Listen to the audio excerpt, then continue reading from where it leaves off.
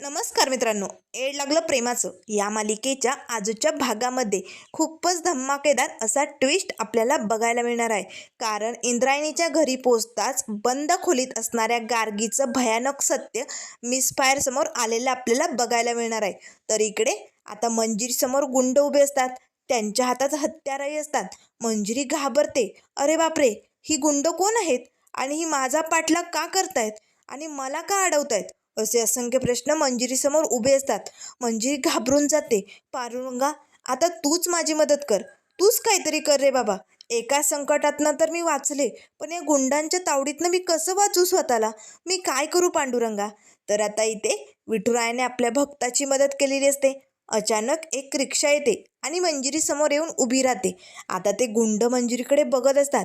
त्याच वेळेस आता लगेच ते रिक्षेतले काका म्हणू लागतात, ताई यायचंय का तुम्हाला? बसा पटकन रिक्षात. आता मंजिरी पटकन आपल्या पांडुरंगाला हात जोडते. कारण देवानेच माझं गाराणं ऐकलंय आणि या दादांना माझ्या मदतीला पाठवलंय, असे म्हणत आता मंजिरी पटकन त्या रिक्षेत बसते. आता ते रिक्षेवाले काका रिक्षा चालू लागतात. त्याच वेळेस आता ते गुंड ओरडतात, ए थांबा, तुला आम्ही जाऊ देणार नाही.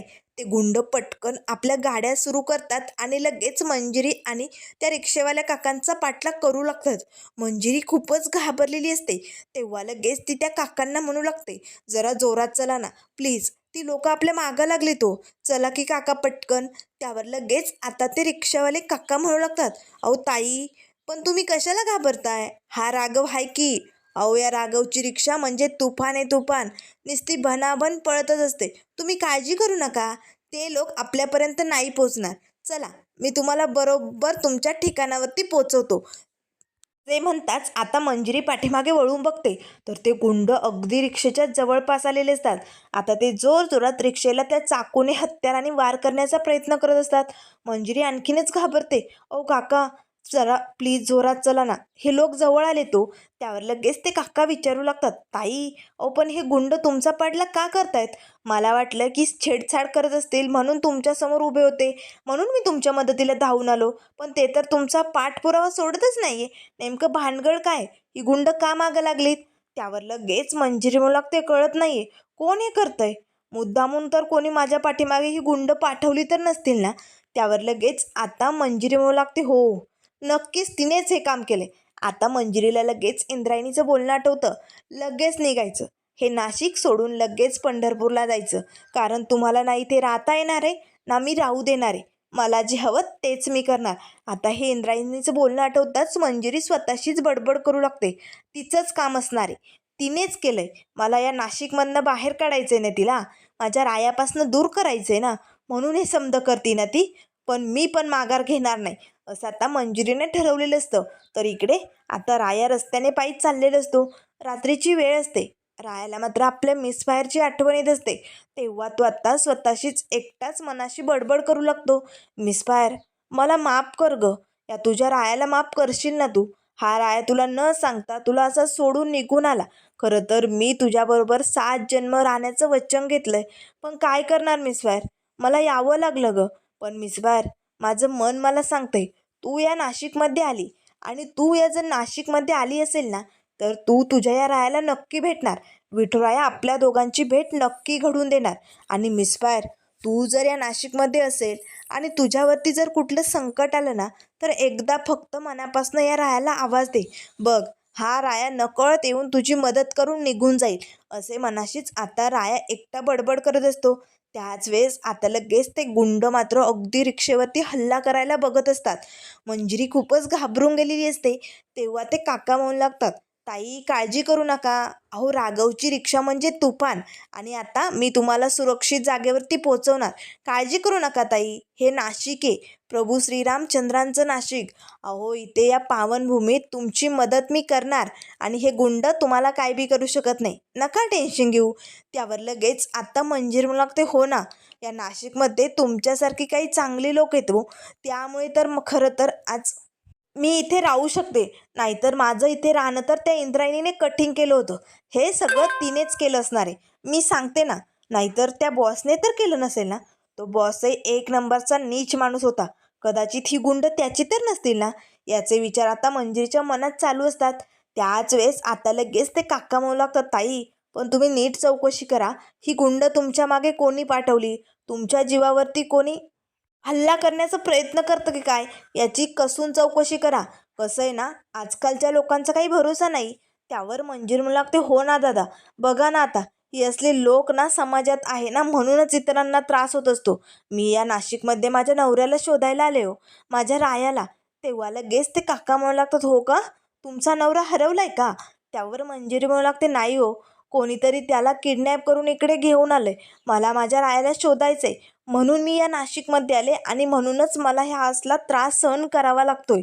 त्यावर लगेच आत्ता ते काका म्हणू लागतात, कुठे होता तुमचा नवरा आणि कसा आहे तो? त्यावर लगेच मंजिरी म्हणू लागते, खरंच खूप चांगला होता माझा राया, पण काही लोकांनी त्याला फसून इकडे आणलंय. पण मला माहिती आहे तो नाशिकमध्येच आहे आणि मी त्याला शोधणार. लवकरात लवकर मला माझा राया सापडणार, तेव्हाच मी हे नाशिक सोडणार. त्यावर ते काका म्हणू लागतात, ताई, अहो कुठल्या गावाच्या म्हणायचे तुम्ही? त्यावर मंजिरी म्हणू लागते, मी पंढरपुराची. तेव्हा लगेच आता ते काका म्हणू लागतात, अहो म्हणजे तुम्ही विठुरायाच्या दरबारात ना आलाय का? मग तर मी तुमची नक्कीच मदत करणार. त्यावर मंजिरी म्हणू लागते, हो, माझ्या विठुरायाचे आशीर्वाद माझ्या पाठीशी सदैव आहेत, म्हणून तर आज तुम्ही माझ्या मदतीला आलात ना. पण लवकरात लवकर मला माझ्या रायाला शोधायचे. असे म्हणताच आता राया पायी चाललेला असतो. त्याच्या जवळनं आता मिसफायरची रिक्षा पुढेच चाललेली असते. त्या क्षणाला आता रायाच्या मनाला चाहू लागते, नक्कीच आपली मिसफायर इथे आजूबाजूला आहे का? आता राया लगेच इकडे तिकडे आजूबाजूला बघू लागतो. तेवढ्यात लगेच आता ती गुंडही त्या रिक्षाच्या पाठोपाठ पाठलाग करत असतात. त्या रिक्षावरती आपल्या हातातल्या हत्यारांनी वार करत असतात. त्याच वेळेस आता रायाचं त्या रिक्षेकडे लक्ष जातं. ही गुंड या रिक्षामागे का लागली? म्हणजे या रिक्षात बसणाऱ्या लोकांच्या जीवाला धोका आहे का? नाही नाही नाही, मला काही करून यांना वाचवावं लागेल. असे म्हणत आता राया धावतच लगेच त्या रिक्षेच्या पाठीमागे पळू लागतो. तर आता मात्र मंजिरी खूपच घाबरलेली असते. दादा चला ना, पटकन चला. त्याच वेळेस आता ते काका म्हणू लागतात, ताई काळजी करू नका, या राघवची रिक्षा तुफान आहे तुफान, मी तुम्हाला बरोबर घेऊन जाणार. आता रिक्षा खूपच पळवलेली असल्यामुळे मंजिरी आणि ते दादा जरा पुढे निघून जातात. गुंड पाठीमागेच राहिलेले असतात. मंजिरीच्या अगदी जीवात जीव आल्यासारखं झालेलं असतं. तेव्हा मंजिरी म्हणू लागते, मी सोडणार नाही, त्या इंद्रायणीला मी सोडणार नाही. मला माहिती आहे हे सगळं काम त्या इंद्रायणीचंच आहे. मला नाशिकमधून हकलवायचं, मला घाबरवायचं, धमक्या द्यायच्या, माझा जीव धोक्यात आहे असं दाखवायचं आणि मला इकडनं हकलवायचं. एवढंच काम तिला करायचं आहे. कारण माझी आणि माझ्या रायाची भेट होऊ नये अशी तिची इच्छा आहे. पण मी तिची इच्छा पूर्ण होऊ देणार नाही, सोडणार नाही मी तिला. तिने आज हे गुंड पाठवून मोठी चूक केली असे आता मंजिरी मनाशीच म्हणत असते. त्याच वेळेस समोरच रस्त्यात एक खड्डा असतो. आता त्या खड्ड्यात रिक्षेचं चाक अडकलेलं असतं. तेव्हा मंजिरी म्हणू लागते, काका काय झालंय? अहो रिक्षा निघत नाही आहे का? तेव्हा लगेच आता ते रिक्षेवाले काका म्हणू लागतात, नाही ना ताई, अहो खड्ड्यात चाक अडकलं गेलं आहे, त्यामुळे रिक्षा पुढे ढकलतच नाही आहे. आता मंजिरी घाबरते, अरे बापरे, आता जर ती गुंड आपल्यापर्यंत पोहोचली तर आपलं काही खरं नाही. त्यावर मंजिरी म्हणू लागते, काका आता काय करायचं? आता कसं चाक काढायचं? त्यावर ते काका म्हणू लागतात, ताई बहुतेक खाली उतरूनच काढावं लागेल. त्याच वेळेस ती गुंड रिक्षेच्या जवळ आलेली असतात. तेव्हा लगेच आता मंजिरी लागते, नाही नाही, नको नको, तुम्ही रिक्षेतनं खाली उतरू नका, ती गुंड आली तो, त्यांनी मला एकटीला काही केलं तर, प्लीज काका तुम्ही मला सोडून जाऊ नका, माझी मदत कराल ना? रिक्षा निघते की काय बघा ना, प्लीज काहीतरी करा. आता ते काका जोरजोरात रिक्षा रेस करत असतात. त्या खड्ड्यातनं बाहेर काढण्याचा प्रयत्न करत असतात. पण मात्र रिक्षा काही त्यातनं निघायचं नाव घेत नाही. तेवढ्यात आता राया तिथपर्यंत पोहोचलेला असतो. त्या क्षणाला लगेच आता राया ती रिक्षा लोटू लागतो. तेव्हा ते काका म्हणू लागतात, ताई एक भला माणूस आलाय, तो रिक्षा लोटण्यास मदत करतोय, आपण लवकरात लवकर इकडनं निघून जाऊया. त्याच वेळेस आता लगेच ते गुंड मात्र जोरजोरात रायाला खेचू लागतात. तरी राया त्या गुंडांना धक्के मारतो, बाजूला ढकलतो आणि जोरजोरात रिक्षा लोटत असतो. त्याच वेळेस आता मंजिरीला भला माणूस रिक्षा लोटतोय असे म्हणताच आता मंजिरीला आपले जुने पुराणे काही क्षण आठवतात. जेव्हा राया आणि तिची पहिली भेट झालेली असते, तिचं बैलगाडीचं चाक असंच खड्ड्यात गुंतलेलं असतं. तेव्हा रायाने तिची मदत केलेली असते आणि त्या खड्ड्यातनं तिची बैलगाडी बाहेर काढून दिलेली असते. तसा हा राया तर नसेल ना, असं तिचं मन तिला सांगू लागतं. पण त्याच वेळेस मंजिरी पाठीमागे बघणार, तेच आता ते गुंड येतात आणि मंजिरीचा हात ओढू लागतात. मंजिरी आता जोरजोरात ओरडत असते, सोडा मला सोडा. त्याच वेळेस ते रिक्षावाले काका म्हणू लागतात, ए सोड, बाई माणसावरती हात टाकतो, तुला काही वाटत नाही, सोड लवकर. आता मात्र लगेच रायाचं लक्ष समोर आता रिक्षेला जो आरसा असतो ना, त्या आरशाकडे जातं. आता रिक्षेत बसणारी दुसरी तिसरी कोणी नसून आपली मिस फायर आहे हे रायाला समजलेलं असतं. आता ही गुंड आपल्या मिस फायरच्या मागे लागले हे रायाला कळताच राया मात्र जोरात ओरडतो आणि त्या गुंडांना आता चांगलंच मारू लागतो. आता रायाने त्या गुंडांची धुलाई केलेली असते, ते गुंड खाली पडलेले असतात. त्याच वेळेस आता राया जोरात ओरडतो आणि असा धक्का देऊन आता ती रिक्षा बाहेर काढतो. रिक्षा खड्ड्यातनं बाहेर निघालेली असते. आता राघव लगेच जोरजोरात रिक्षा पळू लागतो, जेणेकरून आपण या गुंडांच्या तावडीतनं लवकरात लवकर निसटून जाऊ. म्हणून आता रिक्षा भन्नाटमध्ये निघालेली असते. तेव्हा मंजिरी लागते, दादा थांबा, अहो आपण असं निघून नाही जाऊ शकत. अहो तो भला माणूस आपल्या मदतीला आला ना, मग तो गुंडांच्या तावडीत सापडलाय हो, आपल्याला त्याची मदत करायला पाहिजे. त्यावर ते रिक्षेवाले काका म्हणू लागतात, ताई तुम्ही काळजी करू नका, अहो तो नाशिकमधला माणूस आहे, नाशिकमधले लोक कसे तुम्हाला माहिती नाही, तो बरोबर त्यांना पुरून उरेल, तुम्ही नका टेन्शन घेऊ, चला पटकन. त्याच वेळेस आता लगेच राया एक एक करून सगळ्या गुंडांची कुत्र्यासारखी धुलाई करतो. तेव्हा लगेच ते गुंड म्हणू लागतात, आमच्या रस्त्यातनं बाजूला हो, आम्हाला ती पोरगी हवी, बाजूला हो. तेव्हा राम लागते, या नाशिकमध्ये श्रीराम प्रभूंच्या पावनभूमीत येऊन एका स्त्रीवरती हात टाकतो, तुला लाज नाही वाटत, तुझा खेळ संपला, असे म्हणत आता राया जोरजोरात त्या गुंडांची धुलाई करतो. आता मात्र सगळे गुंड आता खाली पडलेले असतात. राया पटकन आता त्या गुंडांची बाईक घेतो आणि लगेच त्या रिक्षेचा पाठलाग करू लागतो. माझी मिसफायर आहे त्या रिक्षेमध्ये, आज माझी मिसफायर मला भेटणार. पांडुरंगा, तू माझं गाणं ऐकलंय, आज माझी आणि माझ्या मिसफायरची भेट तू नक्की घडवणार, असे म्हणत राया त्या रिक्षेचा पाठलाग करत असतो. त्याच वेळेस आता लगेच मंजिरी मनाशीच म्हणू लागते, मला माहिती हे सगळं काम त्या इंद्रायणीचंच आहे, तिचाच हात असणार आहे, तिनेच हे गुंड माझ्या मागे लागलेत, त्यामुळे आता मी त्या इंद्रायणीला सोडणार नाही. आता मंजिरीला खूपच राग आलेला असतो. मंजिरी पटकन आता जय घोरपडेला फोन करते. तर इकडे आता इंद्रायणी तिच्या घरी आलेली असते. तिचं आत्ता मीटिंगमध्ये साहेबांशी बोलणं चालू असतं. घोरपडे आता लांब गाडीजवळ उभी असतो. त्याच वेळेस आता त्याला मंजिरीचा फोन येतो. आता लगेच घोरपडे फोन बघताच त्याला धक्का बसतो, अरे बापरे, मंजिरीने इथे कशाला फोन केलाय, ही बाई एकतर कशी, तिला माहिती आहे ना, मग का मंजिरी फोन करते. आता लगेच घोरपडे फोन उचलतो आणि हळूच म्हणू लागतो, बोल मंजिरी, कशासाठी फोन केलाय. तेव्हा मंजिरी म्हणू लागते, जय ती इंद्रायणी कुठे. तेव्हा जय म्हणू लागतो, काय, ती माझ्या समोरच आहे. त्यावर मंजिरी म्हणू लागते, ती कुठे, आत्ता मला पत्ता पाठव, मला लगेच तिला भेटायचे. तेव्हा घोरपडे म्हणू लागतो, काय झालंय, तू एवढी का भडकली, काही झालंय का. त्यावर मंजिरी म्हणू लागते, मी तुला नंतर सांगते, मला आधी त्या इंद्रायणीचा पत्ता पाठव, मला लगेचच्या लगेच तिला भेटायचे. तेव्हा जय म्हणू लागतो, बरोबर आहे, ठीक आहे, पाठवतो पत्ता. असे म्हणताच आता लगेच जय घोरपडे इंद्रायणीच्या घराचा पत्ता मंजिरीला सेंड करतो. आता मात्र लगेच मंजिरी म्हणू लागते, काका मी तुम्हाला पत्ता सांगते, त्या ठिकाणावरती मला घेऊन चला. आता राया रिक्षेच्या अगदी जवळ आलेलं असतं. रायाच्या चेहऱ्यावरती अगदी हसू आलेलं असतं. माझा राया तो या नाशिकमध्येच आहे, असे आता मंजिरी त्या काकांना सांगू लागते. खरंच माझं माझ्या रायावरती खूप प्रेम आहे, म्हणजे माझा नवरा माझं सर्वस्व आहे. तेव्हा ते काका म्हणू लागतात, मग काळजी करू नका, या प्रभू रामचंद्रांच्या भूमीत तुम्हाला तुमचा नवरा नक्की मिळेल, तुमची नक्की गाठभेट होईल. त्यावर मंजिरी म्हणू लागते, होणार, विठुराया आमची भेट घडवणार, कारण माझा राया कसा आहे तुम्हाला सांगू, तोही माझ्याशिवाय राहू शकत नाही हो, त्यालाही मी खूप आवडते, आमचं दोघांचं एकमेकांवरती खूप प्रेम आहे, म्हणजे आम्ही फक्त दोन जीव आहोत, पण एकमेकांसाठीच बनलेलो आहोत, त्यामुळे या पावनभूमीत माझा राया मला नक्कीच भेटणार. असे म्हणताच आता मात्र गालावरती हसू आलेलं असतं रायाच्या. राया अगदी रिक्षेच्या जवळ आले असतो.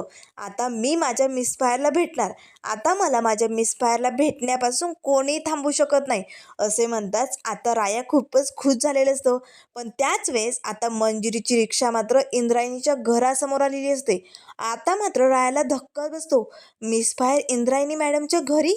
त्याच वेळेस आता रागाने भडकलेली, रागाने लाल झालेली मंजिरी आता तडातड इंद्रायणीच्या घरात जाऊ लागते. इंद्रायणीचं काम चालू असतं. मंजिरी आता तावातच तिच्या घरात येते आणि जोरात ओरडते, कुठे तुमची मॅडम, इंद्रायणी मॅडम कुठे तुमची, मला तिला भेटायचंय. आता घोरपडे तर डोक्याला हातच लावतो. अरे बापरे, ही मंजिरी तर खूपच भडकली. इथे येऊन हिने असा काही तमाशा केला आणि माझं सत्य समोर आलं तर? नाही नाही नाही नाही, हिला एवढं भडकायला काय झालं असेल, असे विचार आता घोरपडेच्या डोक्यात येऊ लागतात. त्याच वेळेस आता इंद्रायणी आतमधनं बाहेर येते. कोण आहे? काय तमाशा चालू आहे? आता मंजिरीला समोर बघताच इंद्रायणीला धक्काच बसतो. तेव्हा लगेच आता इंद्रायणी त्या माणसांना खुणावते, तुम्ही इकडनं बाहेर जा. आता लगेच ती कामाची फाईल ठेवून ती सगळी माणसं आता बाहेर निघून जातात. पण घोरपडे मात्र खाली मान घालून तिकडेच उभा असतो. कारण या दोघींमध्ये नेमकं काय होणार आहे हे त्याला बघायचं असतं, ऐकायचं असतं. तेव्हा इंद्रायणी चुटकी वाजवत घोरपडेला मला लागते, तुला वेगळ्या भाषेत सांगायचं का? निघ इकडनं बाहेर. आता घोरपडे तिकडनं बाहेर निघून जातो. त्याच वेळेस आता लगेच बाहेर रायाही आलेला असतो. राया हळूच एका गाडीच्या आड लपून डोकावून बघत असतो. मिसफायर इंद्रायणी मॅडमच्या घरी का आली असेल? तिला माझ्याबद्दल काही सत्य कळालंय का? मी विशाल भोसले हे तिला कळालं असेल का? असे असंख्य प्रश्न आता रायाच्या मनात उभी राहिलेले असतात. नाही नाही नाही, या दोघींमध्ये नेमकं काय बोलणं चालू आहे हे मला बघावंच लागेल, असे म्हणत आता राया लगेच इंद्रायणी मॅडमच्या खिडकीजवळ येतो आणि आता खिडकीतनं डोकावून आतमध्ये बघण्याचा प्रयत्न करत असतो. तर मॅडम लगेच आता दरवाजा बंद करतात. घोरपडे आता पटकन एका खिडकीजवळ येऊन दोघींमध्ये नेमकं काय बोलणं चालू आहे याचा ऐकण्याचा प्रयत्न करत असतो. तर आता लगेच मंजिरी म्हणू लागते, हिम्मत कशी झाली तुमची? अहो, माझ्या पाठीमागे गुंड पाठवता तुम्ही, माझ्या जीवावरती उठता, माझ्या अंगावरती हात टाकण्याचा प्रयत्न करता.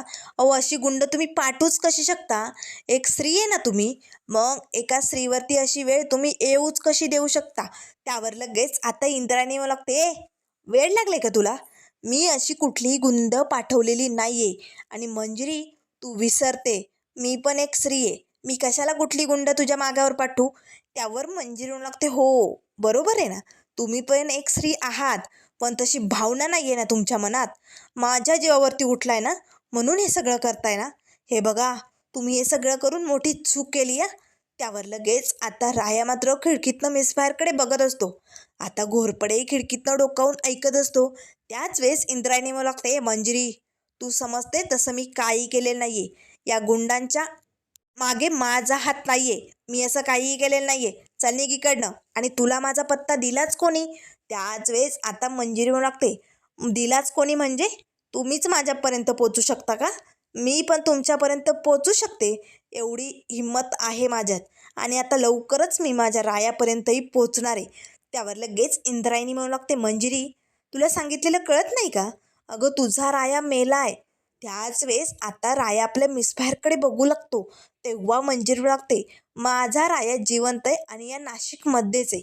मी तुम्हाला किती वेळा सांगितलंय, पण का दरवेळेस तेच तेच खोटं सांगताय मला? तेव्हा इंद्रायणी म्हणू लागते, मंजिरी, तू अजूनही उशीर करू नको. हे नाशिक सोड आणि तुझ्या गावाला पंढरपुराला निघून जा. त्यावर मंजिरी म्हणू लागते, नाही सोडणार. तुम्हाला जे काही करायचं ना ते करा, पण मी माझ्या रायाला घेतल्याशिवाय हे नाशिक नाही सोडणार. त्यावर लगेच आता इंद्रायणी म्हणू लागते, मंजिरी, जास्त आत्मविश्वास जीव घेणा ठरू शकतो, एवढं लक्षात ठेव. त्यावर मंजिरी म्हणू लागते, घ्या, तुम्हाला माझा जीव घ्यायचा आहे ना, घ्या, पण माझ्या रायाला घेतल्याशिवाय मी इकडनं जाणार नाही. कारण मला माहिती आहे ना, मला माझ्या रायाला भेटण्यापासून तुम्ही अडवताय. तुम्ही माझ्या रायाला माझ्यापासून दूर केलं आहे ना, पण मी त्याला शोधणार आणि त्याला पंढरपुराला घेऊन जाणार. त्याच वेळेस आता लगेच इंद्रायणी म्हणू लागते, जमणार नाही मंजिरी तुला, ते तुला माघार घ्यावीच लागणार. तेव्हा मंजिरी म्हणू लागते, माघार?